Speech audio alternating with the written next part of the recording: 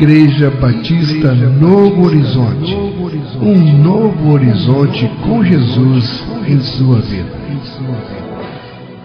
Mensagens do coração de Deus para o seu coração. Momentos com Jesus.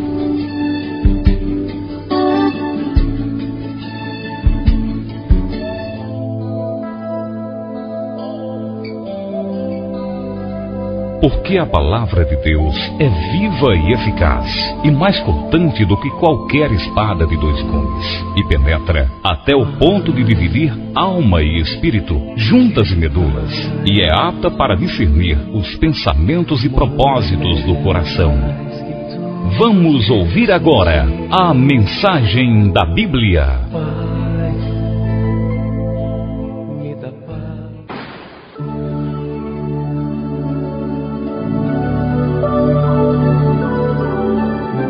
Vamos à mensagem da Bíblia. Eu saúdo a amada igreja com a gloriosa paz do Senhor. Amém. Amém. Fingindo que está tudo bem. Convido a amada igreja a abrir a Bíblia no livro de Malaquias, capítulo 4. Vamos ler os versos 5 e os 6. Malaquias, capítulo 4, e os versos 5 e 6.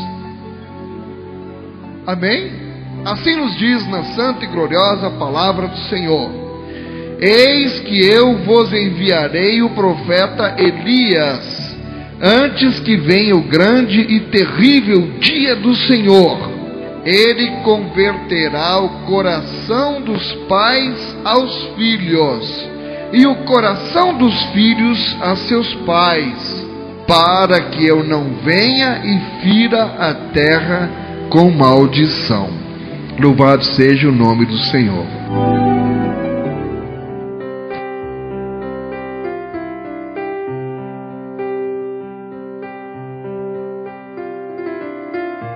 Paizinho santo, Pai querido, te somos gratos, Senhor, por estarmos aqui reunidos em teu nome, já podendo sentir tua presença, Senhor, em nosso meio.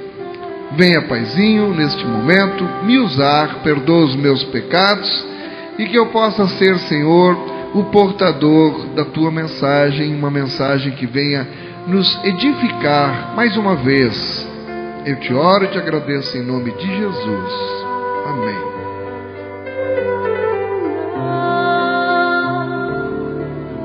Fingindo que está tudo bem. Acho interessante a gente, quando encontra com um amigo, geralmente, e aí, tudo bem? E a sorte da gente é que o outro responde, tudo bem, e vai embora. Porque se ele parasse para contar como é que está realmente a vida dele, talvez a gente não tivesse paciência. Ou se fosse o inverso, perguntasse para mim, e aí, tudo bem? E eu parasse e dissesse, não está não. Talvez as pessoas não quisessem me escutar.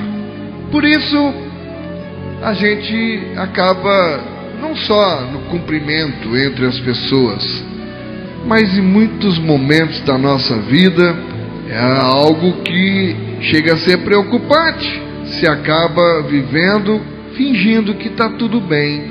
Você finge na igreja, você finge na rua, você finge no local de trabalho, e o que pode ser muito pior, você finge na sua casa.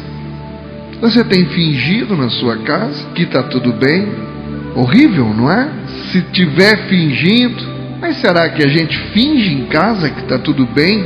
Às vezes tem que fingir para poder suportar certas situações, para poder ir levando a vida. Fingem com a gente, mas isso não é uma vida autêntica, não é uma vida de verdade, uma vida sincera. E você veja no texto que nós lemos aqui de Malaquias, capítulo 4, no verso 6, está dizendo que ia mandar o profeta Elias antes que viesse o grande e terrível dia do Senhor.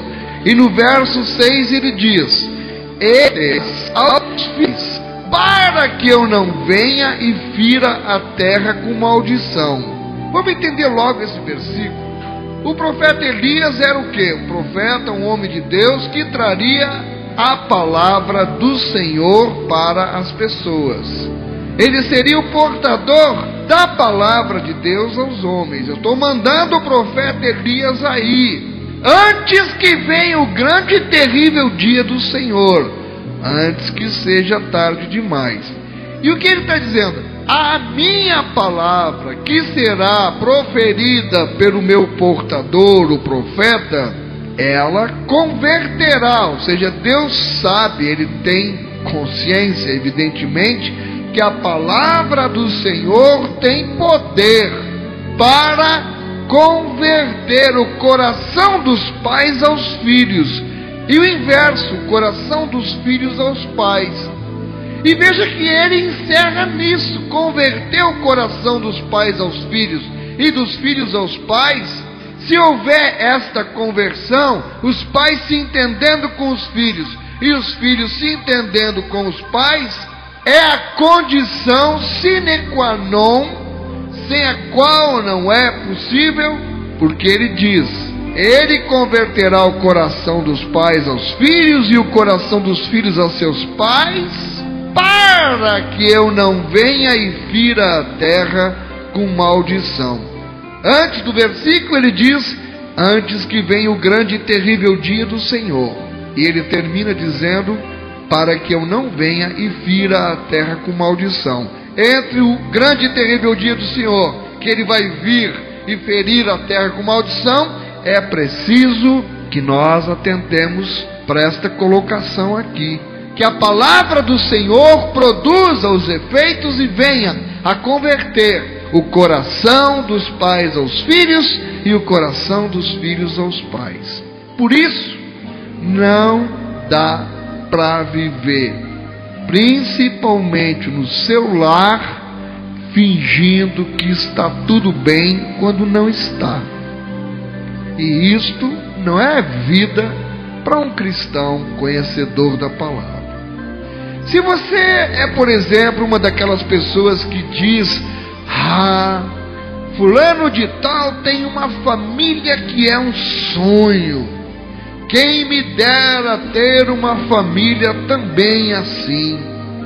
Acontece? Talvez você seja uma dessas pessoas que diz isso. Olha para a família dos outros, vê ali que é o modelo, e quem me dera que a minha família fosse assim. Bem, se você pensa assim, eu quero lhe dizer: louvado seja o nome do Senhor por isso. Por quê? Porque isto não constitui um sonho inatingível, muito pelo contrário. Se você sonha em ter uma família tão bonita como a do outro, este é um sonho plenamente possível de ser alcançado, porque anjos de Deus trabalham em nosso favor, e o próprio Deus, Ele tem prazer em tornar a nossa família abençoada. Aleluia! Deus quer isso para mim, para você. Deus quer ver nossas famílias unidas e abençoadas. Pais com coração convertidos aos filhos e filhos com corações convertidos aos pais. Mas o maior impedimento para Deus fazer isto por nós não é o fato de termos algum problema, irmãos, com nossa família, ou de estarmos passando por alguma dificuldade em casa, ou enfrentando uma crise na família. O maior obstáculo para Deus fazer um milagre na vida de uma pessoa é ela fingir que vai tudo bem. Porque enquanto ela fica fingindo que está tudo bem, o tempo vai passando e ela não busca ajuda. É ela estar com o problema e levar a vida como se o problema não existisse. Será que isso está acontecendo com algum de nós? De modo geral, as pessoas não param para pensar no seu relacionamento dentro de casa, mas somente somos realmente felizes se somos felizes dentro de casa. Pode ter certeza, você não vai encontrar felicidade alguma lá fora se dentro da sua casa é um inferno, porque eu já passei por isso. buscava a felicidade lá fora, porque dentro da minha casa eu sentia que era como que fosse, Deus me perdoe, um verdadeiro inferno. Eu não sentia prazer de voltar para casa, eu não tinha prazer de estar em casa. Final de semana era a coisa mais terrível para mim. Eu preferia a semana, porque eu tinha que ir trabalhar no banco. E eu ficava no banco até 10h30, 11h da noite. Eu me afundava no trabalho para não ter que voltar para casa, porque eu também já não aguentava mais andar perambulando pelos motéis, perambulando pelas boates, perambulando pelos bares, tendo encontros aqui e ali, porque o vazio que permanecia dentro de mim era muito grande. Eu também sonhava, quando eu via outras famílias felizes, como eu sonhava que a minha família fosse feliz. Mas em casa, eu fingia que estava tudo bem. Alguns irmãos talvez pensem que para ser felizes eles devem fugir dos problemas de casa e encontrar refúgio na igreja. Você está pensando assim? Talvez eu lhe frustre em discordar. Nós devemos ir à igreja, sim, mas para adorar a Deus. Igreja não é lugar de fuga dos problemas de casa. Igreja não é lugar de fuga do casamento conturbado, do filho mal criado ou dos pais incompreensíveis. Igreja é lugar de adoração, igreja é lugar de libertação, mas não é lugar de fuga. Se você vai para a igreja para fugir dos problemas de casa, está errado. Vá para a igreja para adorar a Deus e para se refugiar em oração, na comunhão com os irmãos, para ouvir uma palavra que, como a de hoje, talvez mexa com sua vida. Louvado seja Deus se mexer com sua vida. Agradeça ao Senhor se você hoje sair daqui pensando na mensagem que Deus reservou especialmente para esta noite. O problema é que muitos veem a igreja como um lugar de escape, como um lugar para não estar em casa e ter a desculpa: eu estava na igreja. Eu conheço pessoas que fazem isso, que ficam procurando reunião aqui, reunião ali, anda de igreja em igreja perambulando para ocupar o tempo, para preencher o tempo, para não estar em casa, para não ficar em casa, porque não suporta estar em casa, porque não consegue se acertar. E aí, se o marido, por exemplo, reclama: eu estou na igreja, eu estava servindo a Deus, não reclame. Mas como? Se em casa ela não consegue passar o que Deus tem feito na vida dela. Eu não acredito que os anos passem, 10 anos, 15 anos, 20 anos, e essa pessoa não consiga demonstrar na sua casa que é uma nova criatura, que mudou, e costuma orar: Deus, muda o meu marido, Deus, transforma aquele homem. Finge que está tudo bem, mantém um casamento pelas aparências, não está nada bem.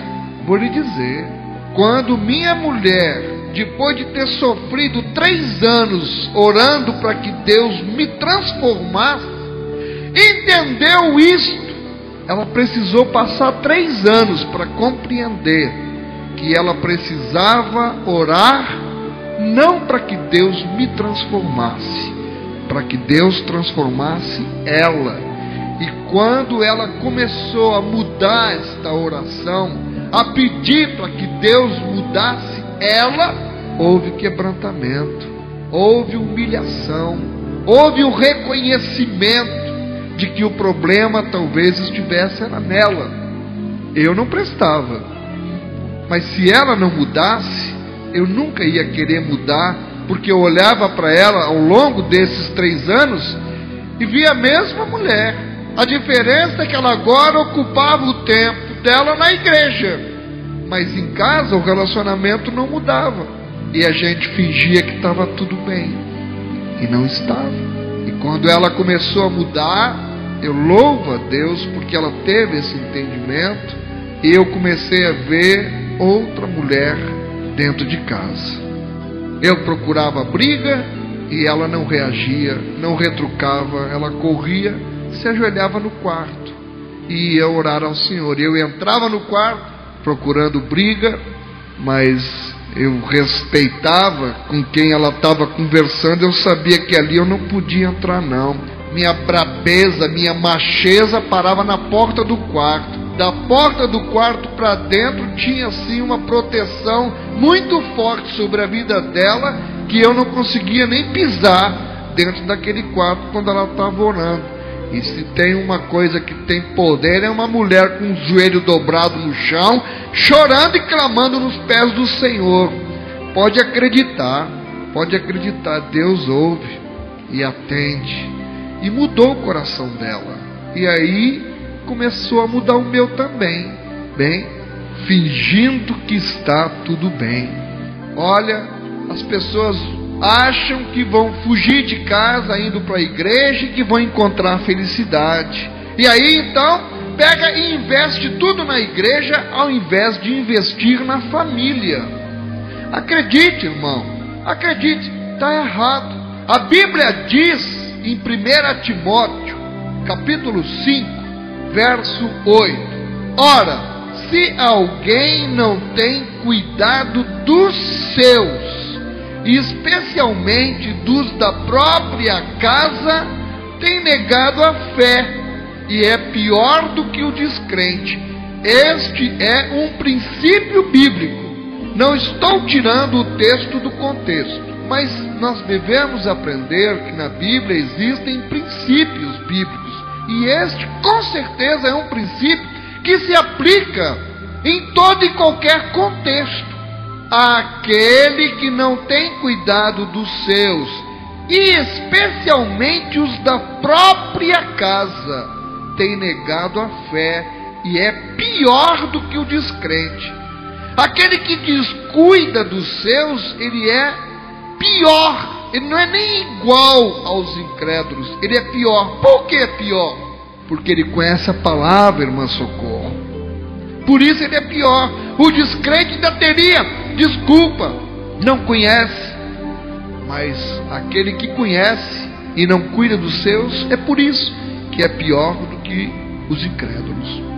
Logo no início da minha caminhada cristã, eu aprendi lá no seminário a organizar as minhas prioridades na seguinte escala de valores: em primeiro lugar, Deus; segundo, família; terceiro, igreja, obra. E eu vivo constantemente me lembrando disso. Deus chamou minha atenção e me levou a refletir seriamente sobre a minha vida familiar. Nós ligamos a TV e vemos diariamente: em São Paulo, fulano matou o pai e a mãe; no Rio de Janeiro, ciclano também matou o pai. Histórias desse tipo que aparecem aos milhares, e muitos nem chegam sequer a ser noticiados na televisão, não deixam dúvida de que a família, a instituição família, está sendo destruída. Mata-se por qualquer motivo. Mata-se em nome da honra, trai-se em nome do amor. A verdade é que o respeito acabou. A Bíblia também registra histórias de doer o coração. O sacerdote Eli perdeu os 2 filhos e por causa deles também perdeu sua própria vida. O rei Davi teve todo tipo de desgosto que um pai pode ter com os filhos. Oh, família complicada foi a do rei Davi. O profeta Samuel, se você não lembra, ele foi um grande homem de Deus, o último juiz, foi profeta, foi sacerdote, foi quem consagrou o rei Saul, foi quem consagrou o rei Davi, mas ele foi um péssimo pai. Sabia disso? Péssimo pai. E muitos outros deixaram saldo negativo no que diz respeito à sua família. De que adianta ser brilhante no púlpito se eu preciso fingir na minha casa que está tudo bem? Mas, amados, tomemos esta decisão, a história de nossa família vai ser diferente em nome de Jesus. O livro de Gênesis, por exemplo, fala de uma família de dar dó. Foi a primeira família da terra e a família idealizada por Deus. E Adão? Adão foi um privilegiado. Ele não precisava ter ciúme da mulher, não tinha outro homem, não é? Ele não precisava ter ciúme dela, era só ele e Eva naquele lugar. Ele não teve sogra. Que bênção! Se bem que alguns, a sogra é uma bênção na vida deles. A minha sogra é uma bênção na minha vida, glória a Deus. Mas eu tive uma outra sogra que não era tão bênção assim. Com todo carinho e respeito pelas sogras. Mas Adão não teve sogra. Alguma razão deve ter tido para isso. Deus sabe todas as coisas. Mas irmãos, vejam bem, a vida deles tinha tudo para dar certo. Eles não tinham carro para enguiçar e ter que sair empurrando. Não tinha carro. Eles eram um casal nota 10, com tudo para construir uma família abençoada. Mas o que foi que aconteceu? A mulher foi enganada e caiu em pecado. Depois, contou para o marido o que havia feito e convenceu ele a fazer o mesmo. E o que é que fez Adão? Reprovou a atitude de Eva?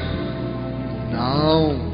Ele foi e cometeu o mesmo erro que ela. Quando um não quer, dois não pecam. Quando um não quer, dois não brigam. Quando um não quer, dois não erram. Ao invés da esposa encontrar no marido desestímulo ao seu gesto, um freio para a sua atitude, Adão, na verdade, foi uma espécie de acelerador. Era para ter sido um freio e foi um acelerador. Adão poderia ter dito, irmão, pensa comigo: Eva, você errou, Eva. Vamos pedir a Deus que nos perdoe. Pronto, tinha parado ali, irmão.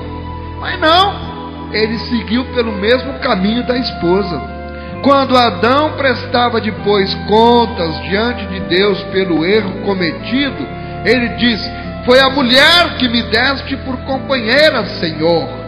Ela é que me deu do fruto da árvore e eu comi. Foi a mulher que tu me deste. Adão não assumiu o seu erro e também foi fraco, viu? Ele não poupou a esposa. Poderia ter poupado a esposa, a companheira que Deus tinha dado para ele. Será que nós muitas vezes não sacrificamos também a esposa? Ou vice-versa, a esposa não poupa o marido? Por isso, irmãos, pensa comigo, pensa bem, ali a família começou a se desestruturar. Eva participou da primeira sessão espírita. Satanás incorporou numa serpente e falou com ela. Foi a primeira sessão espírita que teve. Já coisa do maligno. Mas Adão, como marido, nem tomou conhecimento do que se passava nas redondezas do jardim que ele devia cuidar e cultivar. Estava ali acontecendo e ele não sabia. Quando a esposa procurou por ele, ofereceu o fruto proibido, ao invés de Adão chamar a atenção e reprovar a atitude de Eva, ele foi e cometeu o mesmo erro. Então, quando ele caiu em si e percebeu que também errou, Adão, ao invés de ir a Deus arrependido, o que é que ele fez? Ele se escondeu entre as árvores, como se fosse possível esconder de Deus, fingindo que está tudo bem. Eva, por sua vez, criada para ser a ajudadora do seu marido, ela foi passear sozinha, beirando o perigo. O que é que ela queria nas imediações da árvore do conhecimento do bem e do mal? O que ela foi fazer lá? Eva devia estar ajudando o marido, mas ela ouve a serpente, que torce a palavra de Deus, e ainda chama o marido para participar do seu erro. E Deus então diz que por causa deles a terra iria produzir espinhos e ervas daninhas, e que a vida do homem seria encurtada, reduzida sobre a face da terra. E em tudo isso, a Bíblia não menciona um único pedido de perdão.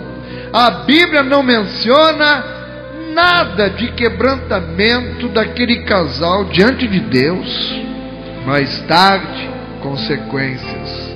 Família desestruturada, os filhos de Adão e de Eva se envolveram num conflito sério. E os pais nem se deram por conta. Os pais nem perceberam que a tragédia rondava a família. Será que eles não podiam ter observado que os irmãos estavam se estranhando? Eram para ter observado. Por que o desentendimento assim, com a gravidade daquele, não acontece por acaso? Os pais tinham obrigação de estar acompanhando o que se passava entre os filhos. E onde é que estavam os pais? Enquanto os filhos estavam lá se digladiando entre si. Caim, movido de inveja, planejava assassinar o irmão, mas nem o pai nem a mãe suspeitaram do fato. Parece que todos eles estavam fingindo que tudo ia bem. Caim foi amaldiçoado por haver matado o irmão Abel. E o pai, Adão, vocês percebem que nem ao menos intercedeu pelo filho junto a Deus, nem ao menos intercedeu pelo filho que vai embora de casa, e a Bíblia não registra uma oração sequer de Adão intercedendo pelo filho. Nós vamos ver Jó, o exemplo de Jó. Jó intercedia, orava todos os dias, pedindo a Deus que, se os filhos tivessem cometido algum pecado, que Deus perdoasse. Mas Adão não. Adão não. Irmãos, por isso que eu digo, essa é uma família de dar dó, de dar pena. Ela não serve de exemplo nem para mim nem para você. Adão é covarde, é acusador, incentivador do pecado, e deixava as águas rolarem, fingindo que estava tudo bem. Eva, como mulher e mãe, também não serve de modelo para nenhuma outra mulher se espelhar. Eva não serve de modelo para minha esposa, não. E ainda eles tiveram um filho que não é exemplo para nenhum outro. Agora, pense, se a primeira família idealizada por Deus, que tinha tudo a seu favor, deu no que deu, o que será de nós, hein? O que será de nossa família? Irmãos, olhando para esse casal que tinha tudo a seu favor, não é vergonha para nenhum de nós admitir que tem problemas familiares. Por que continuar fingindo que está tudo bem na sua casa, se não está? Se está, glória a Deus. Mas se não está, nós precisamos admitir, parar e pensar, eu tenho problemas em casa. É vergonha, irmão, a gente ter problema?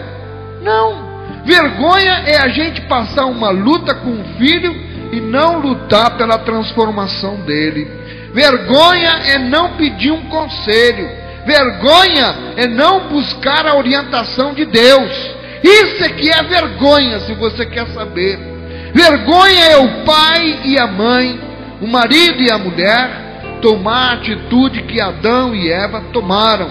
Vergonha é um filho tomar a atitude que Caim tomou. Isso é que é vergonha. Que a história de Adão e Eva nos sirva de alerta. Nós não podemos nos iludir, queridos. Se Satanás atacou a primeira família da terra, por que ele pouparia a nossa, hein? Se o primeiro pai enfrentou problemas com os filhos, o que dizer de nós?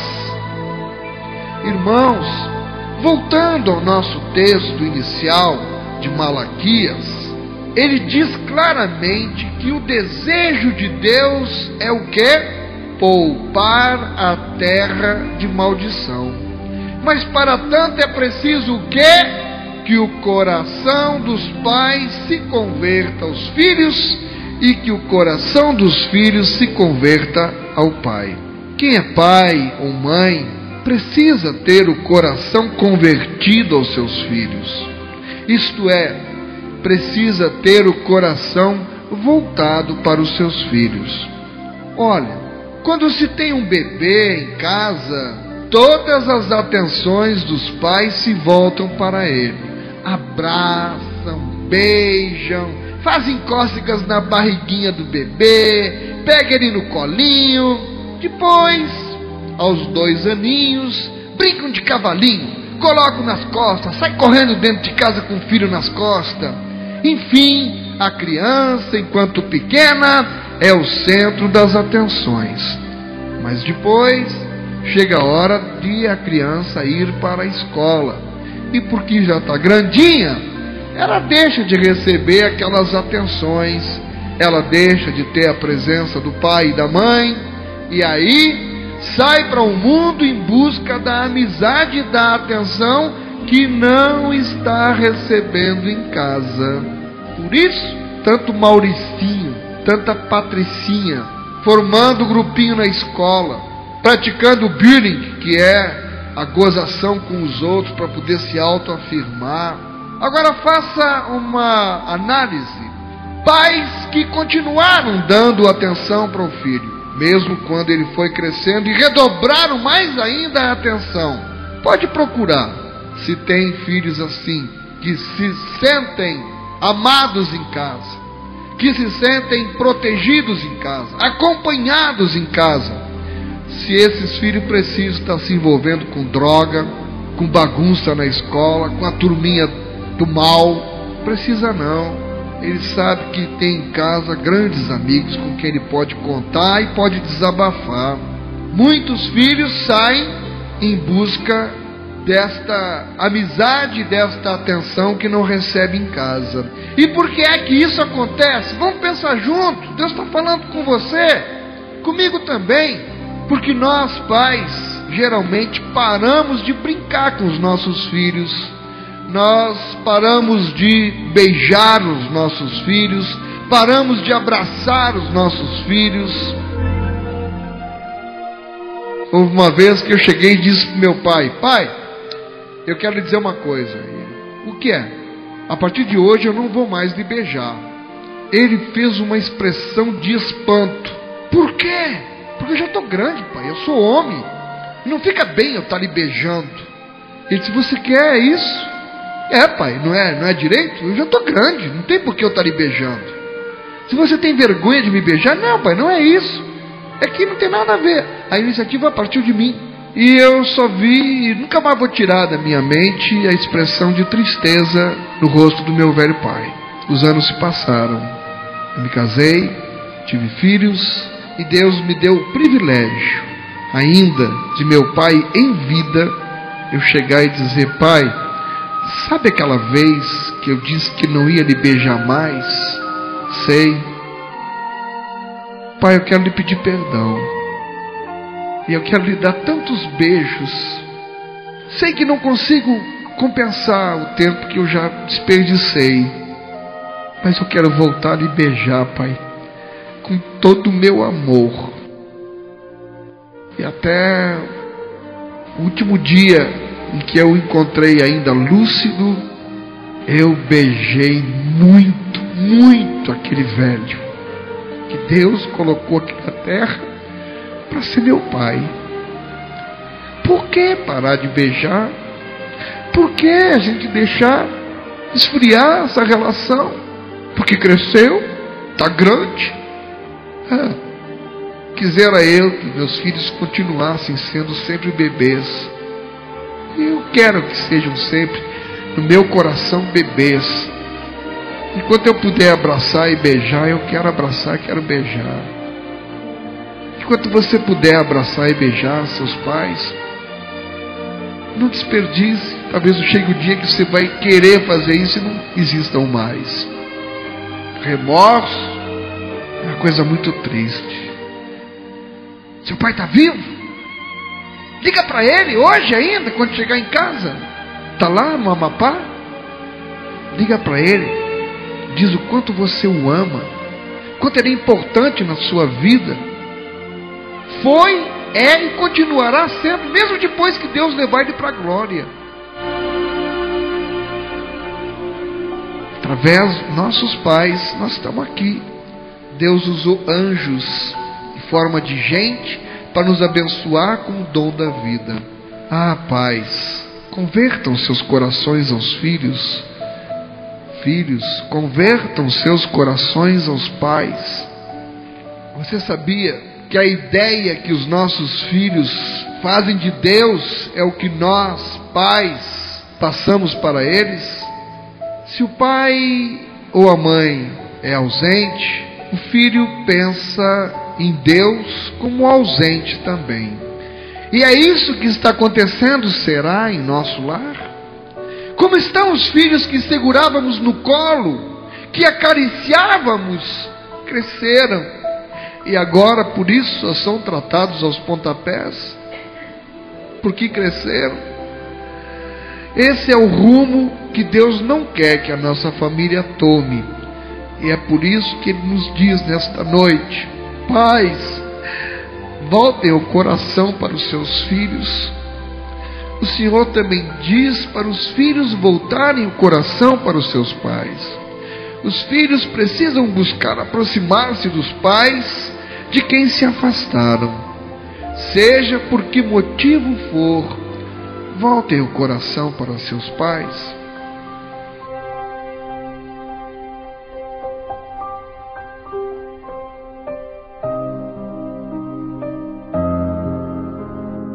Um senhor de idade, já bem velhinho, foi morar com o seu filho, a nora, e o netinho de 4 anos de idade. As mãos do velho, ele sofria do mal de Parkinson, eram trêmulas.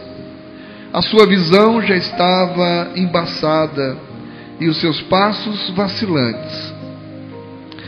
E a família comia reunida à mesa, mas as mãos trêmulas e a visão falha do avô o atrapalhavam na hora de comer.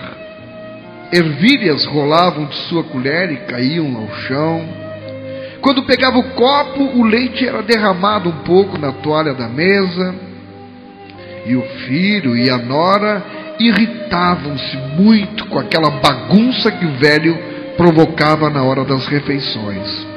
Precisamos tomar uma providência com respeito ao papai, disse o filho. Nós já tivemos suficiente leite derramado, barulho de gente mastigando com a boca aberta, comida pelo chão. E então eles decidiram colocar uma pequena mesa num cantinho da cozinha. E ali o avô comia sozinho, enquanto os demais da família faziam as refeições à mesa com satisfação, já que o velho não estava mais ali na mesa com eles. Ele lá, num cantinho, numa mesinha. Desde que o velho quebrara 1 ou 2 pratos, sua comida agora passou a ser servida numa tigela de madeira. Mas quando a família olhava para o avô sentado ali sozinho, percebiam que às vezes ele tinha lágrimas em seus olhos. Mas mesmo assim, as únicas palavras que lhe diziam eram admoestações ásperas quando ele deixava um talher ou comida cair no chão. E o menino de 4 anos de idade assistia a tudo em silêncio. Uma noite, antes do jantar, o pai percebeu que o filho pequeno estava no chão, manuseando pedaços de madeira. E ele perguntou delicadamente à criança: meu filho, o que é que você está fazendo aí? E o menino, 4 aninhos, na sua inocência, respondeu docemente: papai, eu estou fazendo uma tigela de madeira para o senhor e para a mamãe comerem quando eu crescer. E o garoto sorriu e voltou ao trabalho. Mas aquelas palavras tiveram um impacto tão grande nos pais que eles ficaram mudos. Então lágrimas começaram a escorrer de seus olhos. Embora ninguém tivesse falado nada, ambos sabiam o que precisava ser feito. Naquela noite, o pai tomou o avô pelas mãos e gentilmente conduziu novamente à mesa com a família. Dali para frente, até o final de seus dias, ele comeu todas as refeições com a família. E por alguma razão, o marido e a esposa não se importavam mais quando um garfo caía, quando o leite era derramado ou a toalha da mesa sujava.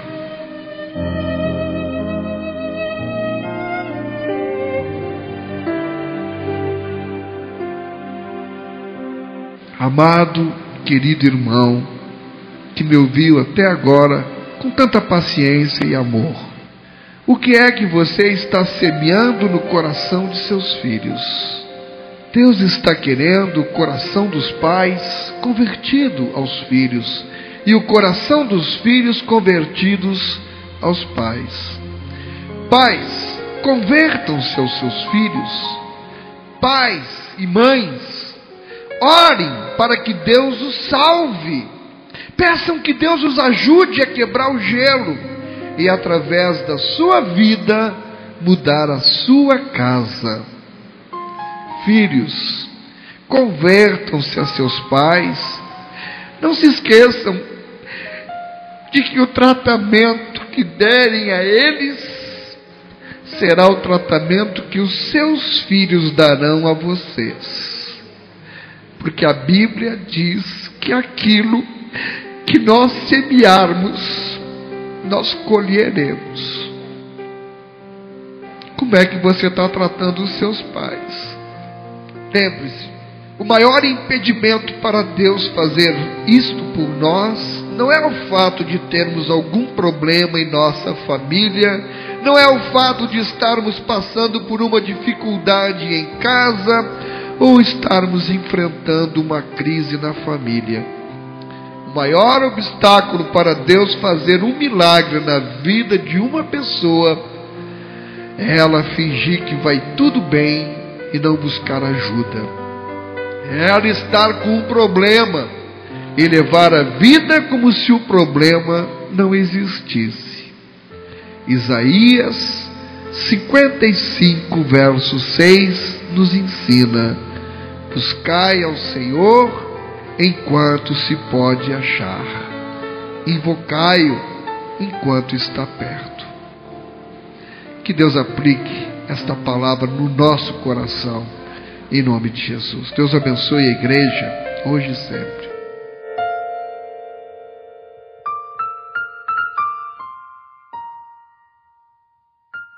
Igreja Batista Novo Horizonte. Um novo horizonte com Jesus em sua vida. Programa Momentos com Jesus.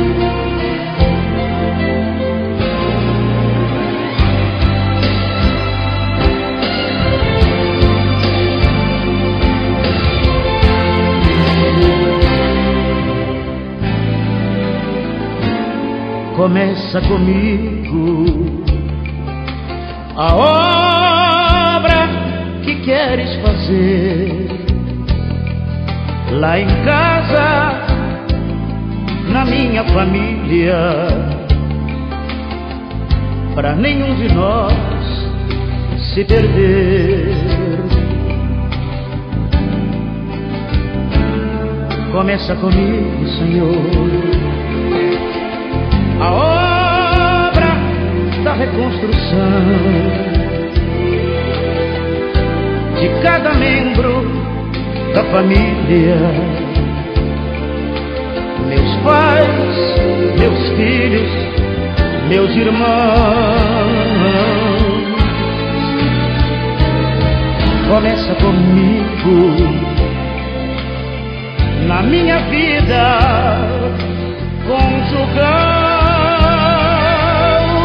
Derrama no meu casamento uma bênção sobrenatural,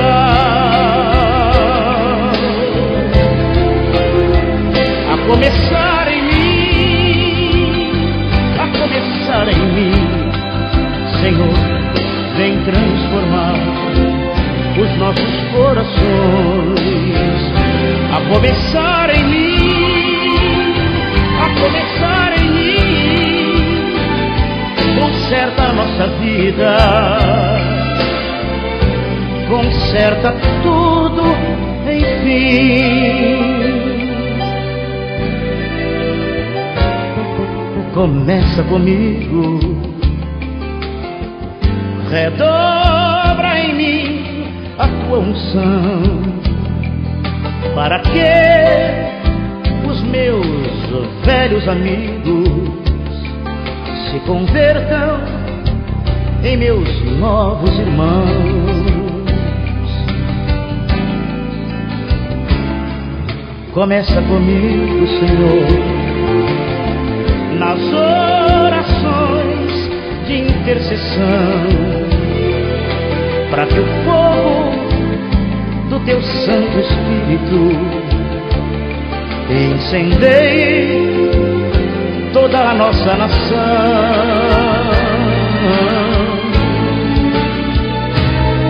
Começa comigo, para que eu seja sal e luz,